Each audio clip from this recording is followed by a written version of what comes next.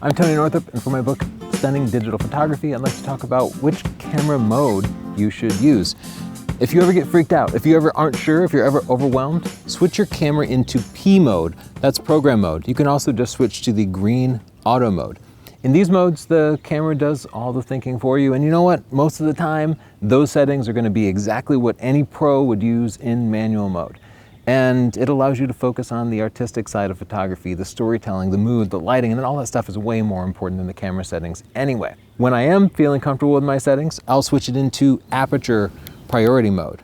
This allows you to control the f-stop, the opening or closing of the iris in the lens, and that controls the amount of light that goes through, just like changing the valve on a hose would, but it also controls the amount of background blur that you get. So for portraits, for example, it's really nice to be able to blow out the background and make it nice and blurry. Or you might decide you want the background a little bit in focus, or you might need to focus on the eyes of multiple subjects, like I have here. So let's take a couple of pictures at different f-stops in aperture priority mode so I can show you what I'm doing. In aperture priority mode, I control the aperture and the camera does everything else. So when I turn the dial, I'm controlling the f-stop and it's making sure that the picture isn't getting too bright or too dark. Look how much the background changed. That's one of the amazing things about photography, is taking control of things like background blur. It makes a huge difference in your pictures, and it's a choice you need to make. Aperture priority is where I leave my camera in just day-to-day shooting. I'd rather let the camera figure out the other things most of the time and just focus on that one setting. If I want to change the brightness of the image, I can use exposure compensation to adjust it up or down. Let's go somewhere else and check out shutter priority mode.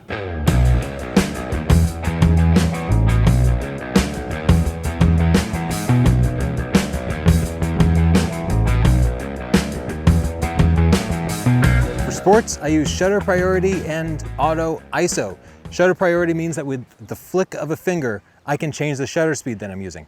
In full daylight like this, I might shoot at 1/2000th of a second to make sure that the pictures are as crisp as possible. But as the sun starts to fall and it gets darker and darker, I can easily flick my finger and get that shutter speed down, allowing me to maybe sacrifice and show a little bit of movement in the frame, but add much cleaner images by just letting the camera collect more light over a longer shutter speed. If I'm going indoors, I can move my shutter speed up and down in order to use the slowest shutter speed possible.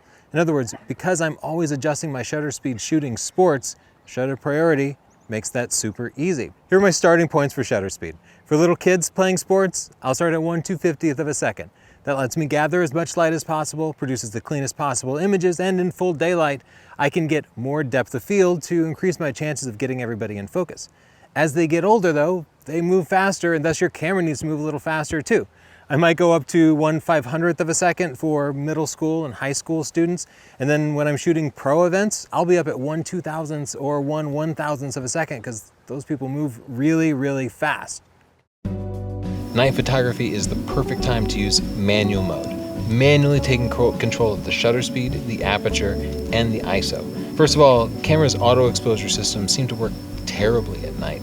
Photos will often be just completely underexposed. The camera will end up using a really high ISO or a really fast shutter speed, because most cameras, they'll pick a shutter speed assuming that you're hand holding the camera and you need to cancel out camera shake, and they don't detect that it's on a tripod and be smart about it. When you are in a tripod, you should always be using the camera's base ISO, so there's no need for auto ISO. You'll dial in manual mode and you'll choose ISO 100 or whatever your camera's base ISO is, and you're on a tripod anyway, so it doesn't matter if your shutter speed is 5 seconds or 10 seconds, you don't have to worry about camera shake.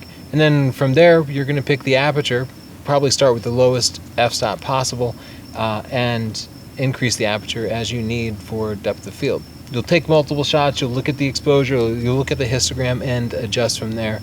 But trust me, you're going to get better results in full manual mode than you would using any auto exposure mode.